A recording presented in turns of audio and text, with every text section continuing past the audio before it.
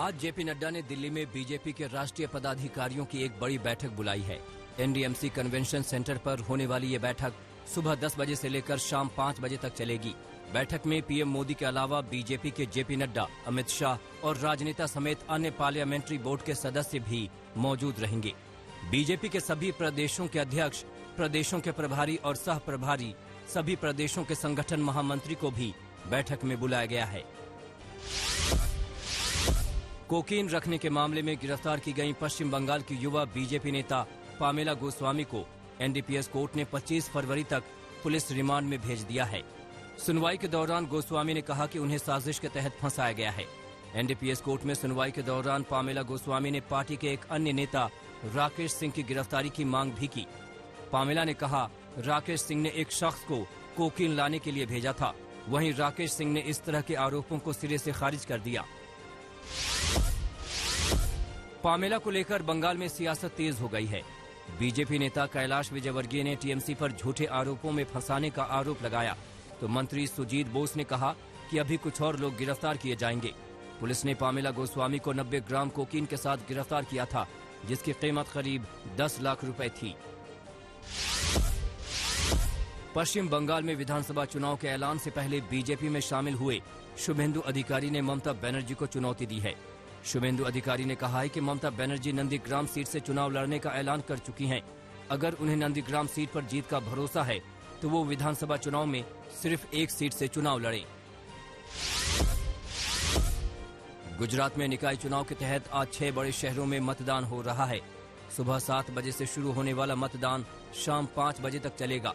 575 सीटों के लिए मतदान चल रहा है, जिसके लिए 2276 उम्मीदवार मैदान में हैं।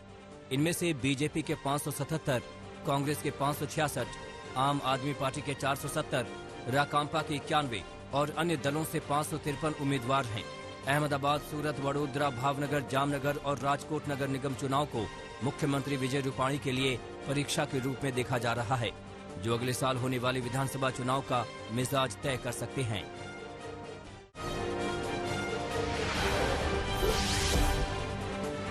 दिल्ली के मुख्यमंत्री अरविंद केजरीवाल आज राजधानी के बॉर्डर पर आंदोलन कर रहे किसान संगठनों के नेताओं से मुलाकात करेंगे। किसान नेताओं के साथ सीएम केजरीवाल की ये बैठक विधानसभा में होगी। आम आदमी पार्टी कृषि बिल के खिलाफ किसानों के आंदोलन का समर्थन करती रही है और आने वाले दिनों में यूपी में किसान महापंचायत करने की तैयारी कर रही है। यूपी के मुजफ्फरनगर की किसान महापंचायत में कांग्रेस महासचिव प्रियंका गांधी ने कृषि कानूनों को लेकर केंद्र सरकार पर एक बार फिर हमला बोला।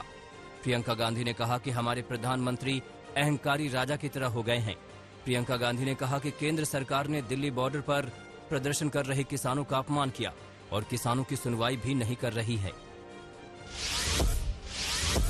2 अक्टूबर तक आंदोलन को लेकर किसान नेता बंट गए हैं। हरियाणा में भारतीय किसान यूनियन के प्रदेश अध्यक्ष गुरनाम सिंह चढ़ूनी ने कहा कि 2 अक्टूबर तक आंदोलन वाला बयान राकेश टिकैत की निजी राय है। संयुक्त किसान मोर्चा की ओर से अब तक ऐसा कोई फैसला नहीं लिया गया है। हालांकि गुरनाम सिंह ने ये कहा कि भविष्य में जहां जहां भी चुनाव होंगे, किसान संगठन वहां बीजेपी का विरोध करेंगे। समाजवादी पार्टी के अध्यक्ष अखिलेश यादव ने किसान नेताओं पर दर्ज केस वापस लेने की मांग की है। अखिलेश यादव ने कहा कि ट्रैक्टर रैली के दौरान सरकार ने करीब 10,000 कार्यकर्ताओं पर फर्जी केस दर्ज किए हैं। सरकार को ये सभी केस वापस लेने चाहिए। इसके साथ अखिलेश यादव ने ये भी कहा कि जब तक तीनों कृषि कानून वापस नहीं हो जाते, आंदोलन जारी रहेगा।